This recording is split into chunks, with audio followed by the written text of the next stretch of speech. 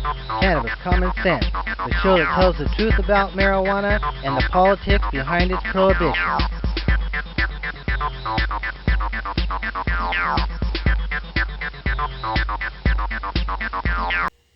Hello and welcome to another exciting edition of Cannabis Common Sense. This is our pandemic episode of Hemp News.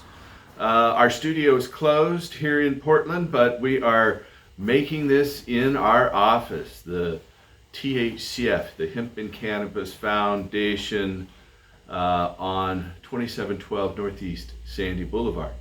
But our Hemp News starts tonight with a story from Washington, D.C. For the second time in 4 years, the U.S. Drug Enforcement Administration is proposing regulatory changes to procedures governing the federally licensed manufacture of cannabis for clinical research purposes. In a notice of proposed rulemaking published this week in the Federal Register, the agency acknowledges its long-standing failure to act upon the 35 bulk cultivation applications before it. The DEA now estimates that under the new rules, it may approve between 3 and 15 total applicants. Almost all of the applicants have been awaiting a response for 2 or 3 years. These new rules are unduly onerous, expensive, impractical. Even if they are ultimately implemented, it's unlikely that it would greatly facilitate clinical cannabis research in the United States. Further, the DEA has an incredibly poor track record in this arena, having for years now promised to expedite and streamline the process, but failing to deliver. This goes back to the 1970s. As the saying goes, fool me once, shame on you. Fool me twice, shame on me. Under the proposed changes, the agency would purchase and warehouse all of the cannabis produced by federally licensed manufacturers. That's a change from the existing rules, which currently allow only a single licensed manufacturer, the University of Mississippi, which maintains harvested cannabis on the premises. The DEA states that going forward, they will need to take possession of any marijuana grown by a federally licensed entity, including the University of Mississippi, in order to be compliant with the International Treaty Convention, Single Convention of 1961. I guess they've been in violation for the past 50 years. They've been growing there in Mississippi, but now they want to enforce it. The agency also estimates that it will require millions of dollars in additional funding in order to offset the financial costs involved in administering and updating procedures. Investigators seeking to clinically study the therapeutic efficacy of cannabis have long complained that the existing regulations in place are unnecessarily burdensome and the quality of the cannabis cultivated by the University of Mississippi is of inferior quality. In 2016, the DEA publicly announced that it would, for the first time, begin accepting applications from private entities wishing to grow research-grade cannabis. However, since that time, neither the agency nor the Justice Department has taken any further action to move the application process forward. Last August, the agency announced that it would once again be reassessing and amending its policies. The agency is accepting public comment on its proposed rule changes until May 22nd this year, 2020. Those entities who wish to either cultivate low THC crops, those containing no more than 0.3% THC, or who wish to extract cannabinoids from plants that meet the federal definition of hemp, are not subject to the DEA's licensing requirements. The DEA's proposed rules appear online, and we encourage you to contact the DEA and complain about this licensing process. Obviously, why are they suddenly enforcing the Single Convention Treaty of 1961? That's one place to start. Our next story is also from Washington, D.C.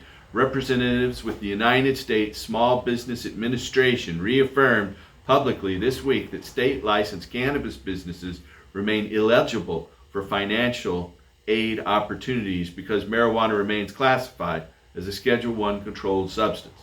In an effort to help offset many businesses' recent economic losses because of the COVID-19 outbreak, the SBA announced that it would begin infusing capital and liquidity to businesses adversely impacted by the pandemic. Nevertheless, a representative from the administration acknowledged, quote, with the exception of businesses that produce or sell hemp and hemp-derived products, marijuana-related businesses are not eligible for SBA-funded services, end quote. It's estimated that the state licensed cannabis industry employs more than 240,000 American workers, over 4 times the number of American workers as does the coal industry. With numerous states designating medical cannabis facilities as essential to the health and welfare of the community during this time of crisis, it's critical that Congress authorize the Small Business Administration to similarly recognize their importance and allow the agency to provide these small businesses with economic assistance to ensure patient access and continuity of care. All that's needed by Congress is the passage of a one-line legislative fix to protect tens of thousands of American jobs in a supply chain that serves over 3 million medical marijuana patients and tens of millions of recreational users. Our allies in the nation's capital are trying to move forward several pieces of legislation. We urge you to contact your congressional representatives and urge them to support these bills. The first is H.R. 3540, the Ensuring Safe Capital Access for All Small Businesses Act. And the other, more important one, is H.R. 3884 and Senate 2227. Again, that's H.R. 3884 and Senate 2227. That's the MORE Act, the Marijuana Opportunity Reinvestment and Expungement Act, which prohibits the Small Business Administration from declining to provide certain small business loans to an eligible entity solely because it's a cannabis-related legitimate business or service provider. Our next story is from Maine. Earlier this month, state officials granted conditional approval to over 30 applicants in the state of Maine seeking licensure to operate commercial adult-use cannabis businesses.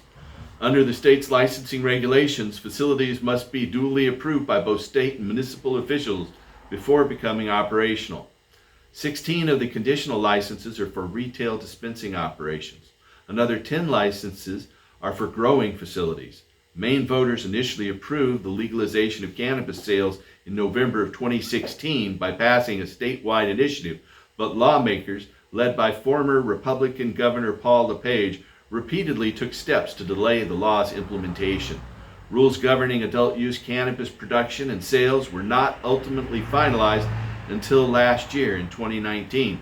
The regulators now anticipate retail marijuana sales to begin either late this spring or early this summer in the state of Maine. Out of our federal government, there is an absence of clinical data supporting the efficacy of CBD as an antiviral agent, according to a systemic literature review published in the journal Cannabis and Cannabinoid Research. A team of researchers from Italy and the United Kingdom performed a systematic review of peer-reviewed papers specifically to the application of CBD in viral diseases. They reported circumstantial evidence suggesting that CBD may possess antiviral activity in a limited number of conditions, specifically in the treatment of hepatitis C and Kaposi sarcoma. However, this data was based solely on preclinical findings. By contrast, they reported that there exists, quote, no evidence from properly designed clinical trials to support the use of CBD for the treatment of these or other conditions such as the flu, West Nile virus, Ebola, or common cold viruses. Yet despite this lack of clinical data, the authors identified numerous commercial websites touting CBD as a clinically beneficial antiviral agent.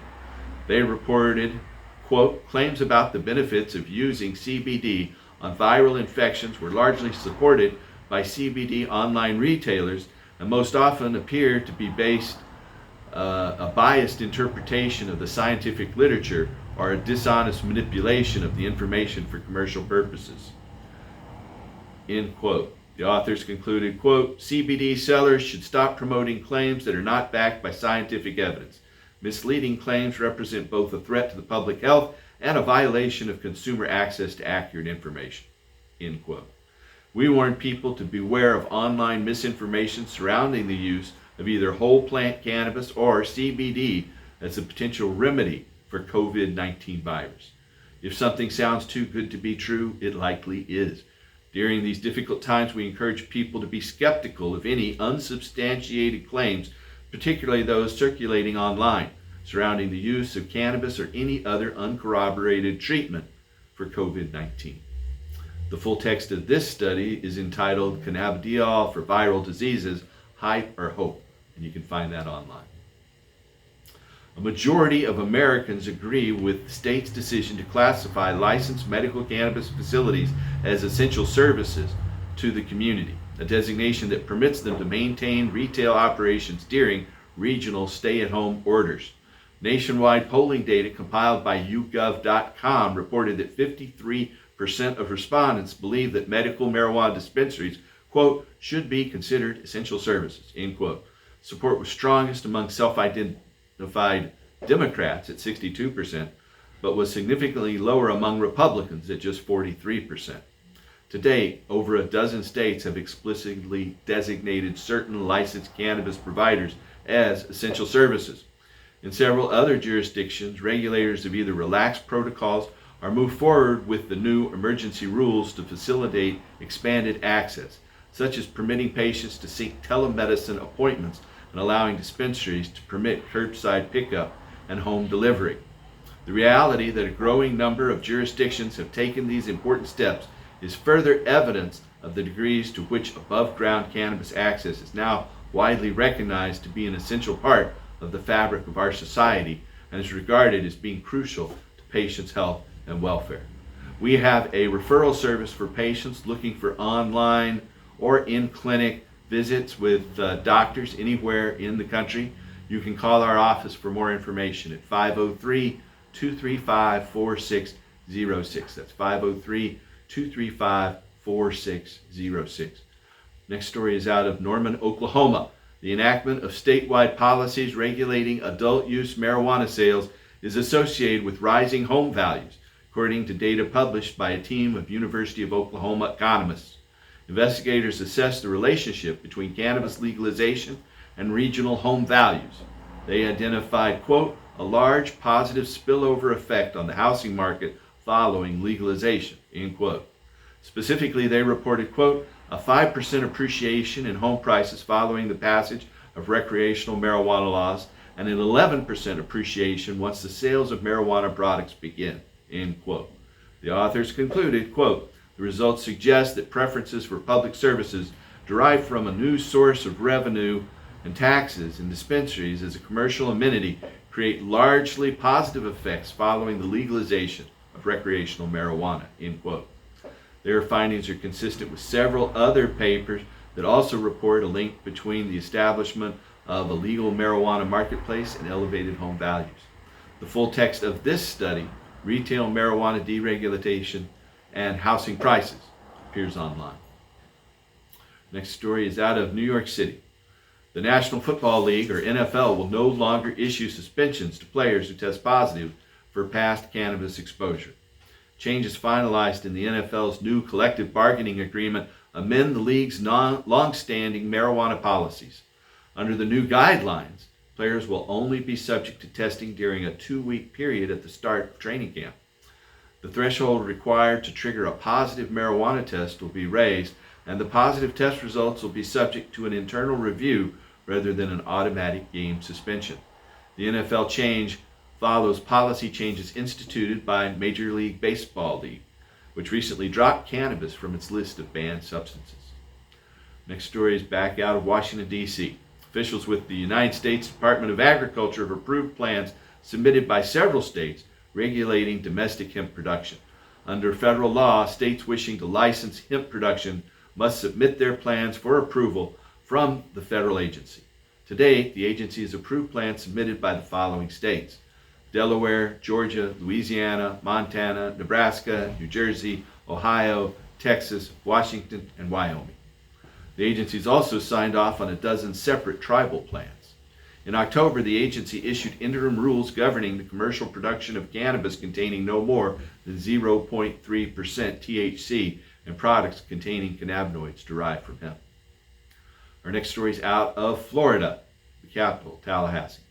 Language initially passed by members of the House of Representatives of the state of Florida imposed a cap on the potency of THC available in products marketed to certain medical cannabis patients.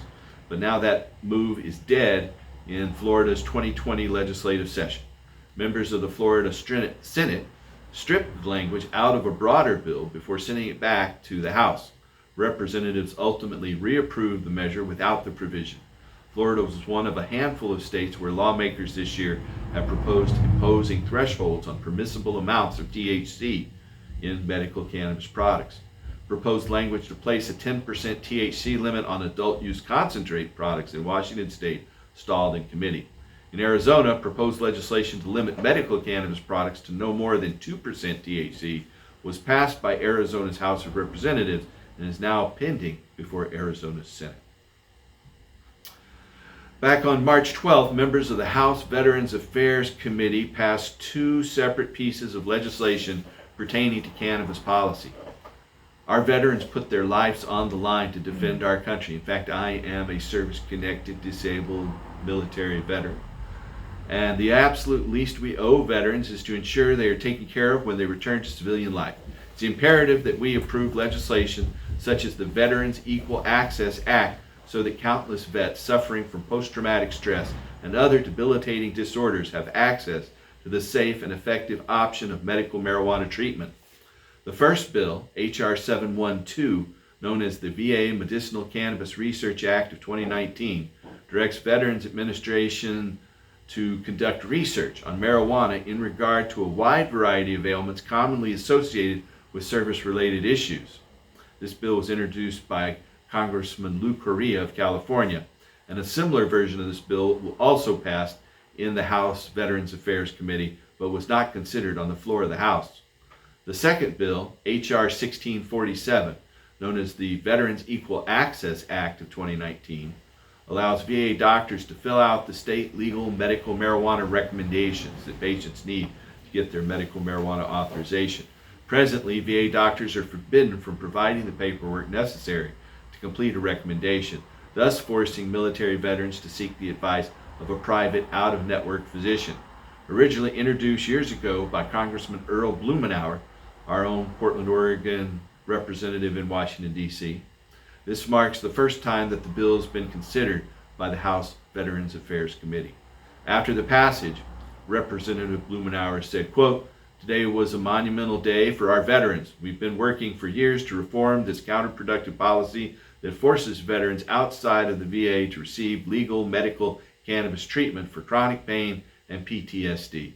This is the culmination of tremendous work of our movement, but we will not be finished until this becomes the law of the land. We must reform our federal cannabis policy." End quote. Thank you, Congressman Blumenauer.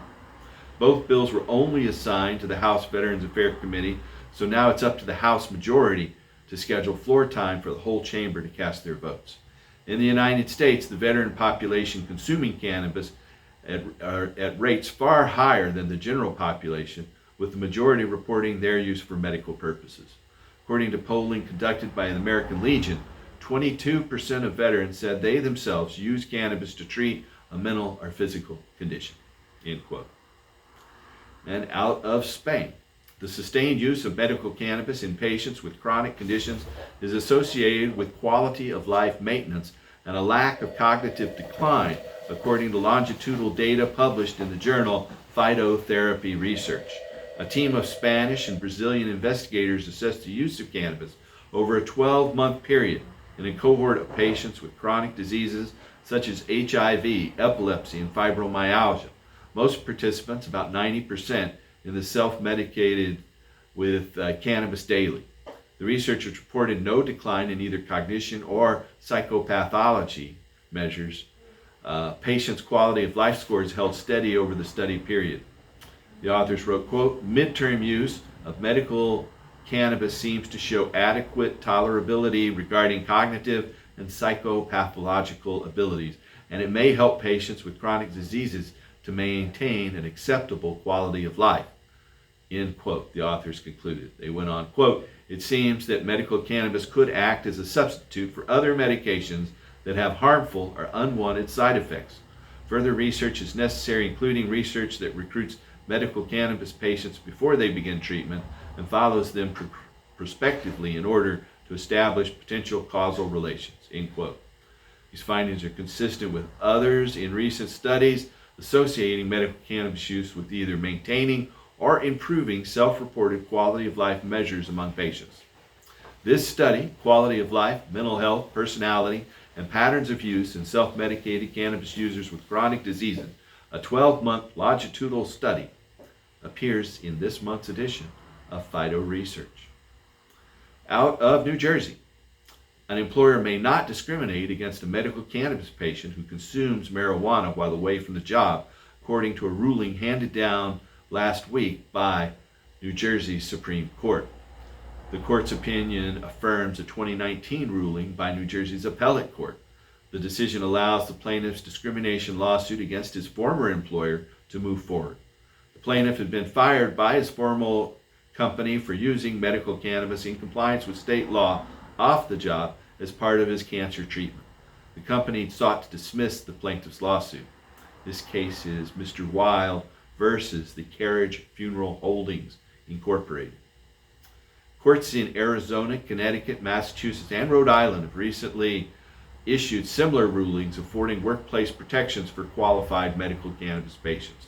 Last year, New Jersey's lawmakers passed legislation, Assembly Bill 20, explicitly prohibiting employers from taking any adverse employment action against an employee based on the employee's status as a medical marijuana registry identification card holder. Next story is out of San Diego, California. An analysis of unregulated THC vapor pens in Southern California reported that most products contained unsafe amounts of adulterants, heavy metals, and pesticides. Of the counterfeit products tested, 62% were positive for pesticides and almost 40% were positive for elevated levels of lead. Half of the products contained far lower levels of THC than advertised, and several products tested positive for the presence of vitamin E oil, an adulterant that's believed to be primarily responsible and the culprit in the e-cigarette and vaping product use lung injuries that were so prevalent last year. Overall, researchers reported that nearly 80% of the products sampled were determined to be, quote, unfit for human consumption, end quote.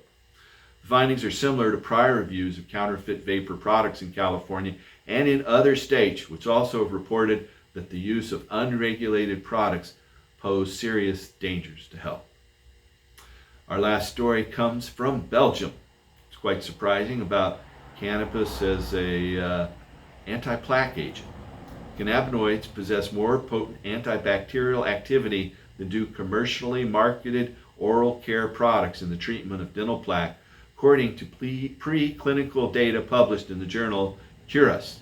A pair of Belgian researchers compared the efficacy of oral care products and cannabinoids, cannabidiol, cannabichromine, cannabinol, and cannabigerol, in reducing the bacterial content of dental plaques.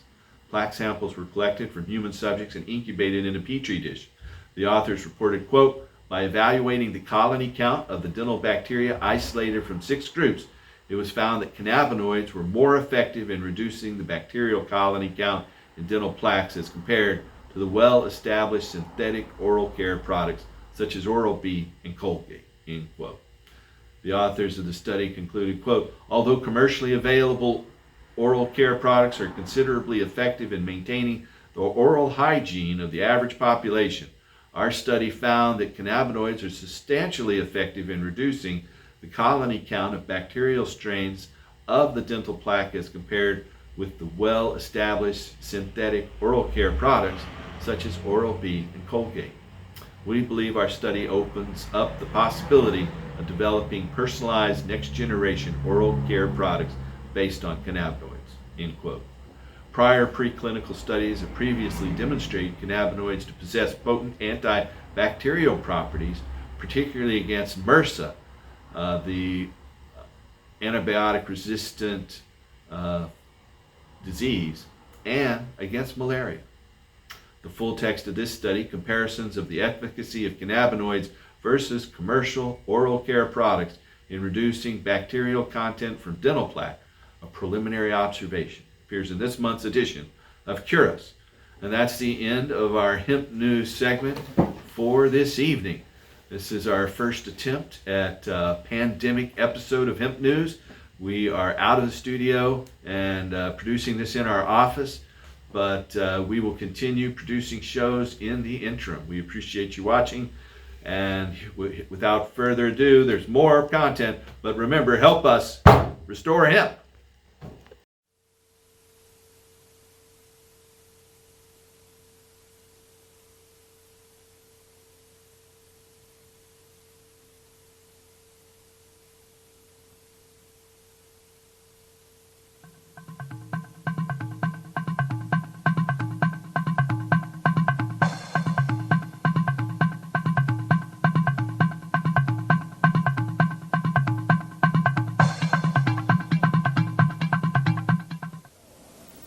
Hello and welcome to Cannabis Common Sense.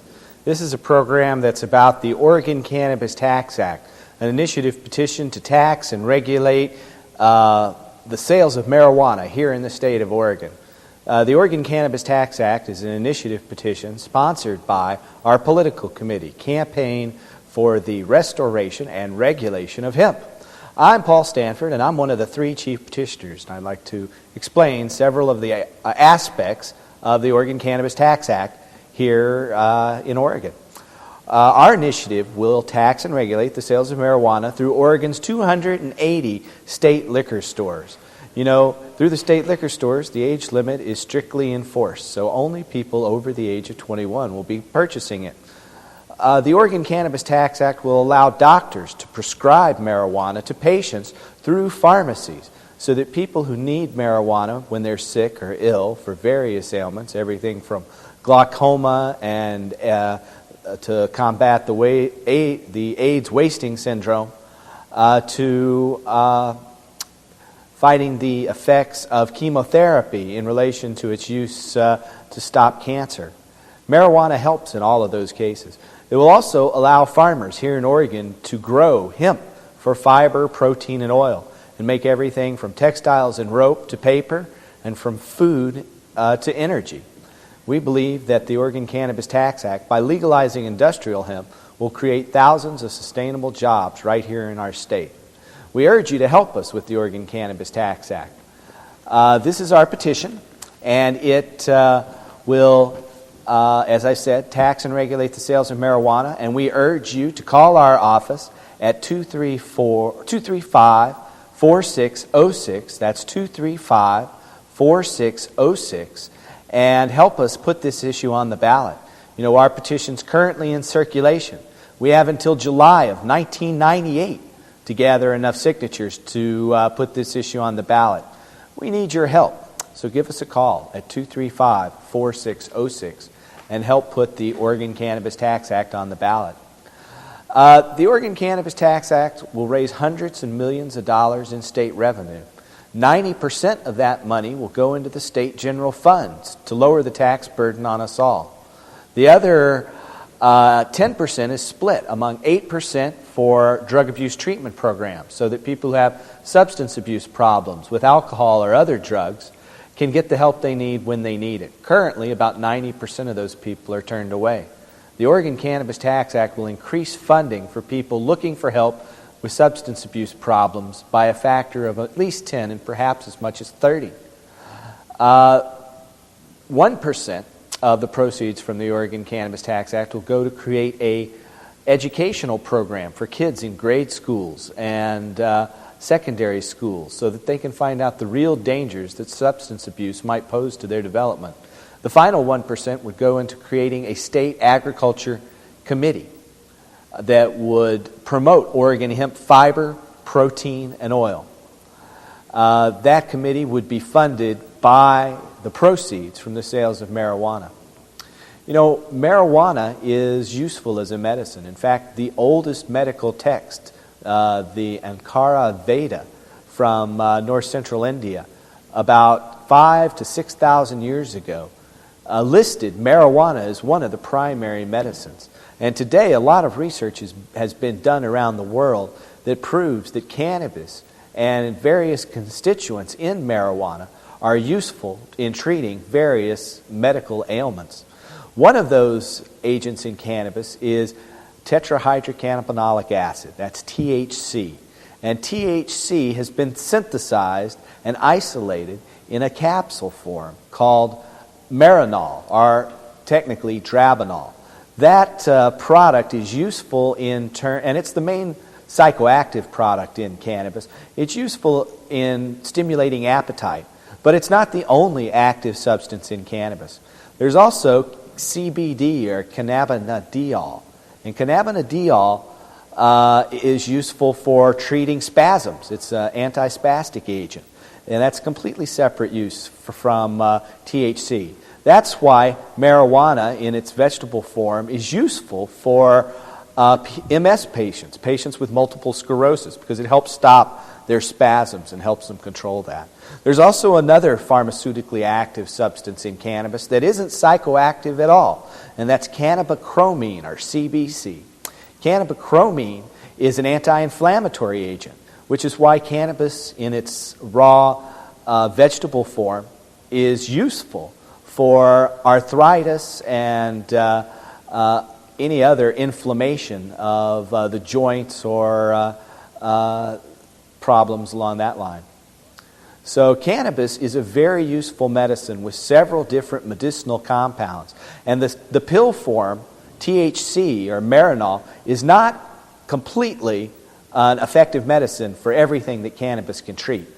You know, the Oregon Cannabis Tax Act will allow doctors to prescribe cannabis through pharmacies, and that will be at cost.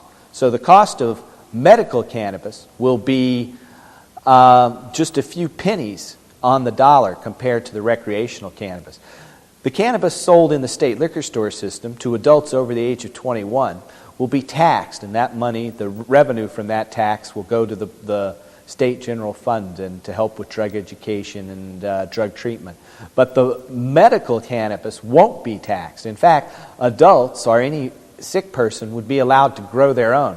You know, currently the THC pills, which once again only have one active agent from cannabis, those THC pills are $6 each. For a person who has AIDS or multiple sclerosis that has to take them regularly, that's $30,000 a year in just medicine costs.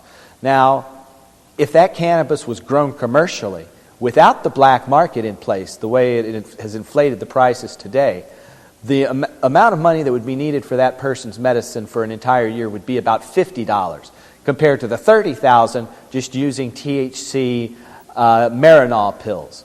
You know, for the people who are undergoing chemotherapy, they have violent nausea for over a week. For the people who have the AIDS wasting syndrome or have multiple sclerosis and can't keep down those $6 pills, sometimes they'll take one pill and they'll throw it up 2 or 3 times before they can keep it down. Well, and it takes up to an hour and a half to go into effect. So they take this pill, they throw it up a couple times, finally they keep one down, and then it goes into effect about an hour and a half later. And that's at $6 a pill. About a nickel's worth of cannabis, 1 or 2 deep inhalations, and it acts instantaneously. The war on drugs is not about drugs at all. The war on drugs is about money and the continued centralization of economic and political control. The war on drugs continues to centralize economic control. We see huge amounts of money just in the Marinol industry going to pharmaceutical companies instead of going out to farmers and out to decentralized sources to spread the wealth to us all. The pharmaceutical company has a huge interest in keeping this Marinol and the synthetic pharmaceutical product out there. You can see at $30,000 a year, let's say there are 1,000 people here in the Portland area alone, and that's probably an underestimate, that need to take that. And so that right there is $30 million a year, just from that one market here in Portland. Multiply that by the rest of the United States, and you can see why the pharmaceutical industry is against the sales of marijuana as a medicine. They can't make the money off of it that they can off these synthetic drugs. And the synthetic drugs have side effects that the organic ones don't. You know, marijuana has never in human history ever caused a lethal overdose. We see the effects of alcohol, we see the effects of Valium, we see the effects of many other pharmaceutical drugs and how many thousands of people die each year here in the United States from the use of pharmaceutical drugs, where marijuana has not caused a single lethal overdose in recorded history. Marijuana, in fact, is one of the safest drugs known to man. There's an article from the Lancet, which is one of Britain's oldest medical magazines. The Lancet has been published for over 400 years. It's the oldest English language medical text. And in their editorial from last November of 1995, just a little over a year ago, they said in their editorial, Deglamorizing Cannabis, that the use of cannabis, the smoking of cannabis, even long term, is not harmful to health.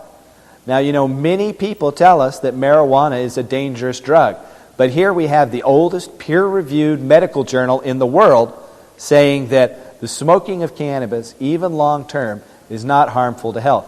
Why do these doctors say this when the industries and people who control our economic and political systems here in the United States tell us differently?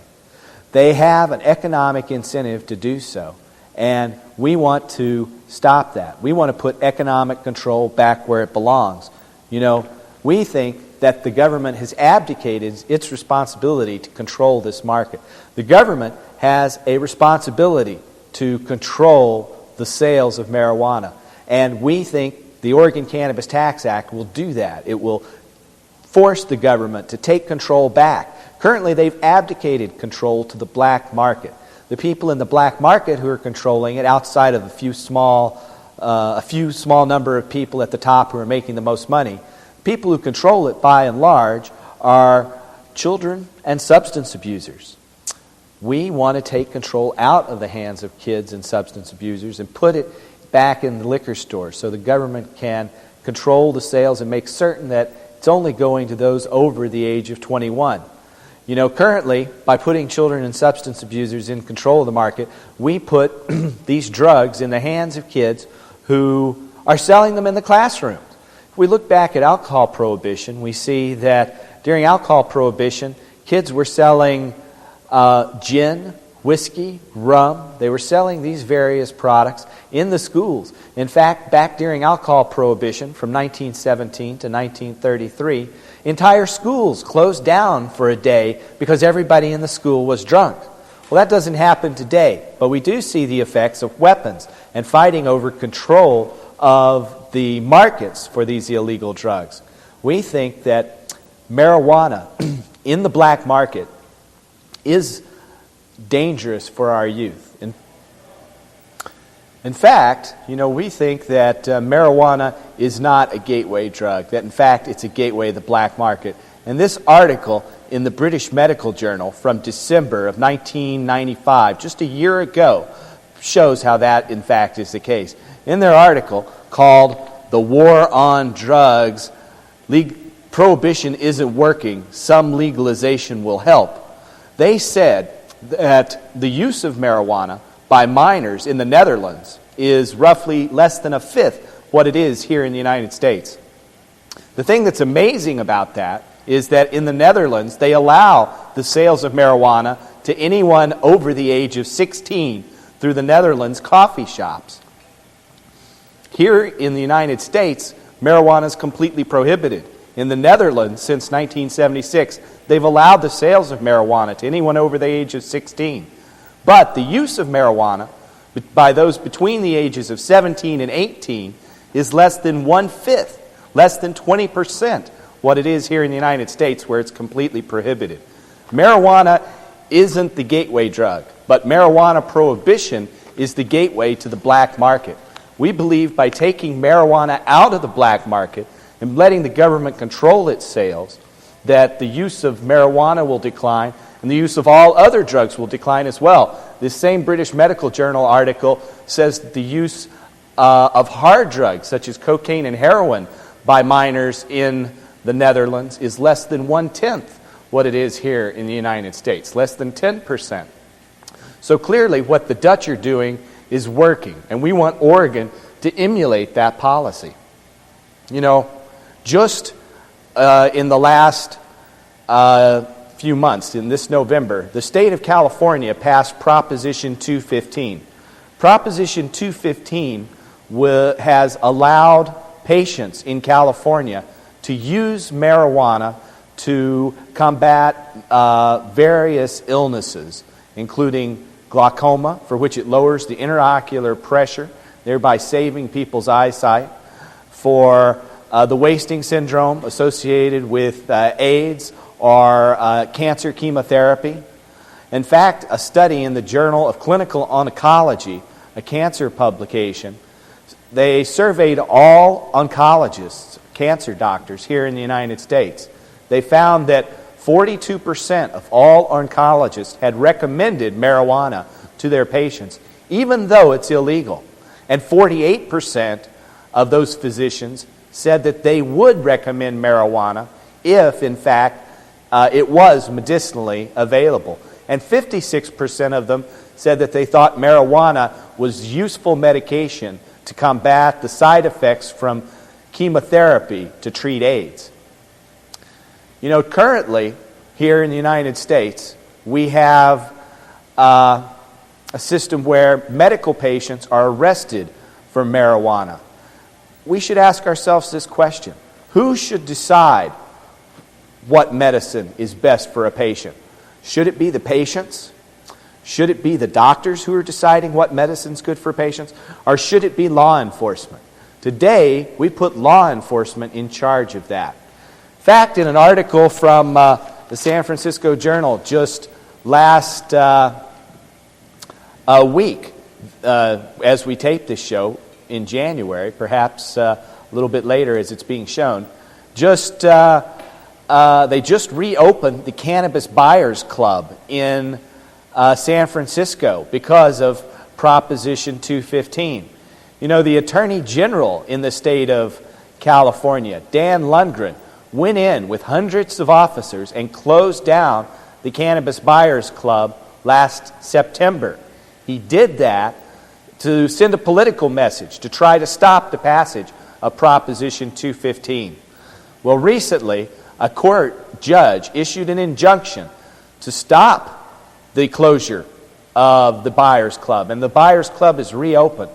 And now they are legally, with the court's blessing, selling cannabis to patients who have a medical need.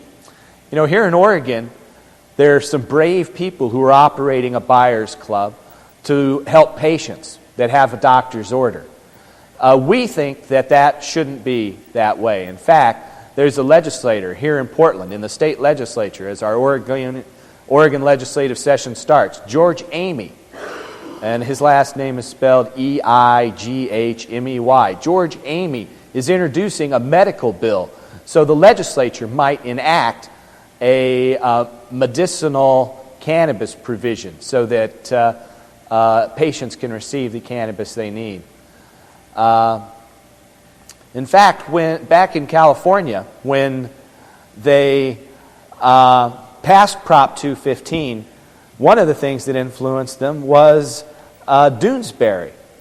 Gary Trudeau, in his Doonesbury comic strip, began to lambaste the Attorney General, Dan Lundgren. And Dan Lundgren actually responded and asked that somehow the newspaper be made to stop putting out Doonesbury's cartoon. You know, Bill Clinton is lambasted, as are many politicians, by Doonesbury and various cartoonists. Very few of them ever pay attention and say to stop. But Dan Lundgren actually said that they should stop printing the Doonesbury cartoon.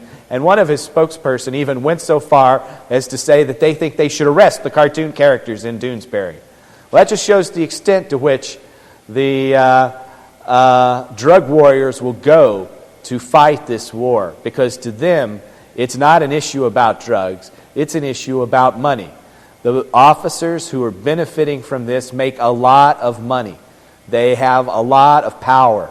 They seize a lot of objects that the government sells and brings more money to the government's coffers. Here in Portland, when they arrest someone, they'll often only prosecute people who have equity in their home. And they will seize that equity so that they can, based on just a few small plants in a person's home, they can come in and seize their equity and their life savings. And the people count themselves lucky if they're not put in jail. You know, a good percentage of these people are doing this for medical need. And we need to allow these people to have access to cannabis. Our initiative, the Oregon Cannabis Tax Act, will do that. We need your help in getting signatures on this. I urge you to give us a call. Come in. Get our petitions. Let us mail them to you. Somehow, get hold of these petitions and get signatures for us. At the very least, get your own signature and send it back to us. Get your friend's signature. Give us a call to do that at 235-4606. That's 235-4606. If it's not your standard office hours, we have voicemail hooked up to that can take many messages. We urge you to give us a call and ask us to send you our petitions today to 235-4606. The decriminalization and regulation, taxation of marijuana has been receiving a lot of publicity lately. For instance, here is the cover of Time magazine, where they're talking about the increased use and increased awareness of cannabis.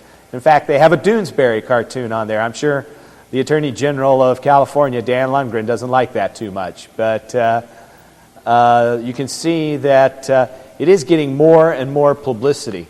And so we're here to try to urge you to help the Oregon Cannabis Tax Act. If you can, call us and get our petitions. We'd be happy to send them to you. Or you could come down to one of our booths. We have booths at the Saturday Market, the Lloyd Center on occasion. In fact, we could use your help to staff our booths or to staff our office. Just give us a call and get hooked in and help us put this important issue on the ballot. There's another magazine here, The Nation, a progressive magazine with a long history here in the United States. And you can see that they say the war is over and drugs win. The drug war is a colossal failure of unprecedented proportions. It's been fought for an incredibly long time at the cost of billions and billions of dollars. And it's a failure. We want to stop that failure. We want to lower the costs associated with enforcing these crazy laws. You know, we've been tracking convictions and incarcerations here in the state of Oregon. Been tracking them over about a period of a year and a half. We found that a little bit more than 55% of all convictions and incarcerations in the penitentiary here in the state of Oregon are for marijuana, are for drugs. 55% of those. And half of those, or a little bit more than 25%, are just for marijuana alone. The costs associated with this are enormous. It costs tens of thousands of dollars to incarcerate these people every year. It costs hundreds of thousands of dollars to arrest them, take them through the court process, and prosecute them. Then we have to spend millions and even billions of dollars to build new prisons the way we're doing here in the state of Oregon. You know, we're going to increase our prison population according to the newspaper, the Oregonian, over the next 10 years. From an article on March 30th of 1996, the prison population will increase by a factor of 158% in the next 10 years. You know, we already have more people in prison per capita than any other country in the history of the world.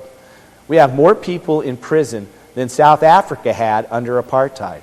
We have more people in prison than the Soviet Union had under communism. They say it isn't done yet. The rate of incarceration continues to increase at an ever-quickening pace.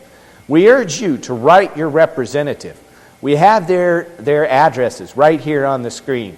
We urge you to write to your representative. Write to your local newspapers.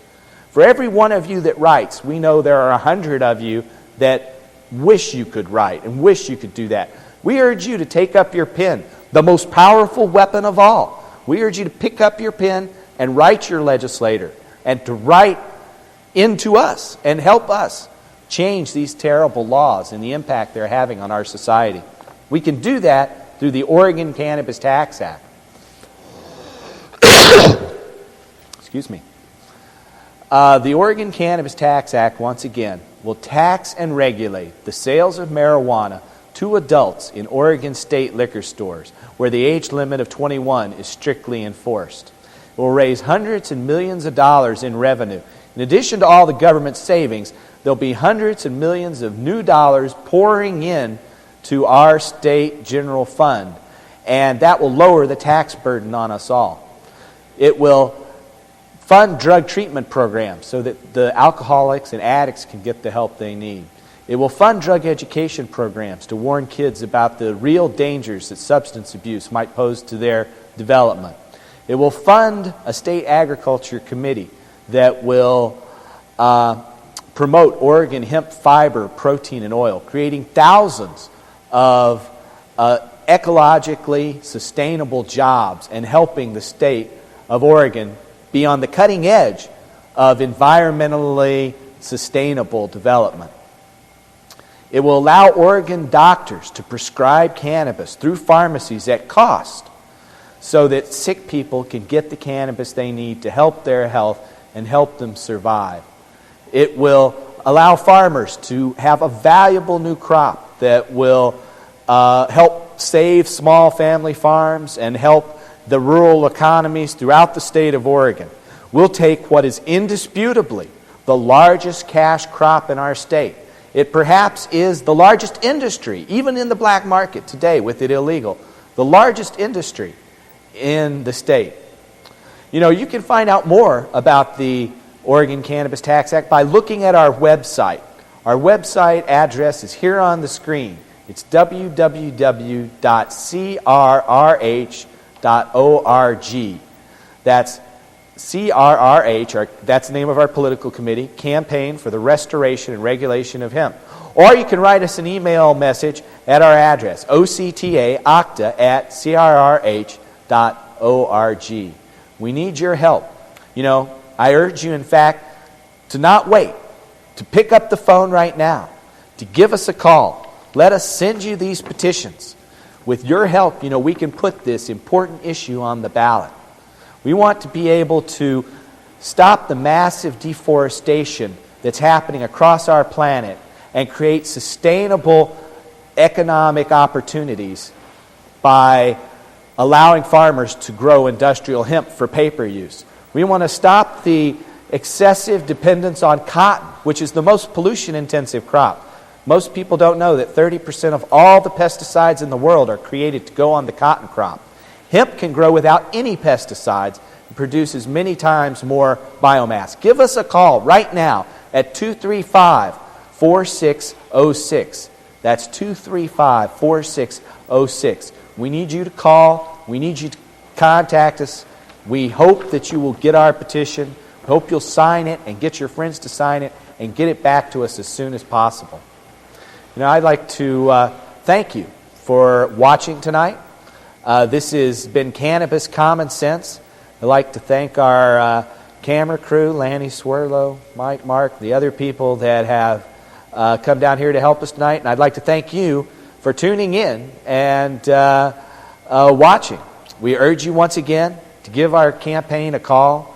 Help us tax and regulate the sales of marijuana and educate people about the real benefits that can be had by instituting industrial hemp and medical hemp, and how we can turn our economy around and create environmentally sustainable jobs by putting Oregon on the cutting edge of that development. Thanks for watching.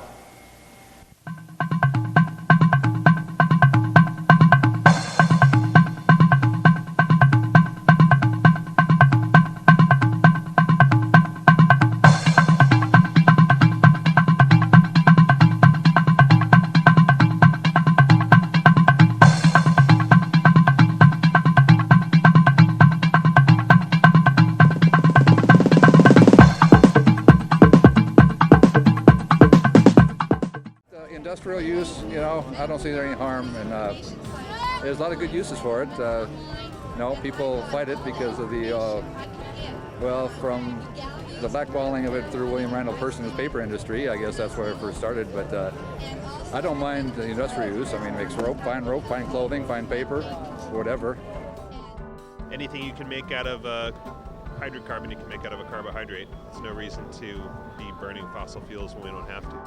If you can grow hemp properly, it is a material that contributes to sustainable agriculture because the tonnage of carbon removed from the air in the form of carbon dioxide is high relative to the amount of carbon removed from the air by other plants, like trees.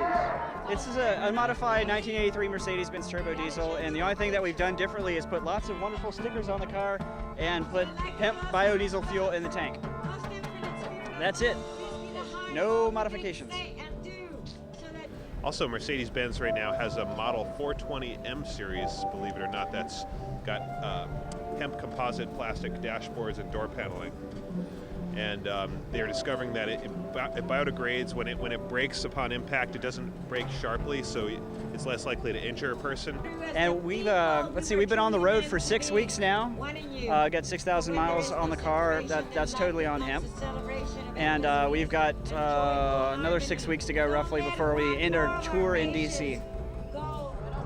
There's a lot of problems that have to be solved, and we can solve a number of it. Its fiber strength is up on the order of 5,000 psi. So you get a fiber strength that's equivalent to some of the toughest, strongest woods. When you process hemp fiber using a hydrogen peroxide process, you can control the pollution more effectively than using chlorine processing, which is used for paper.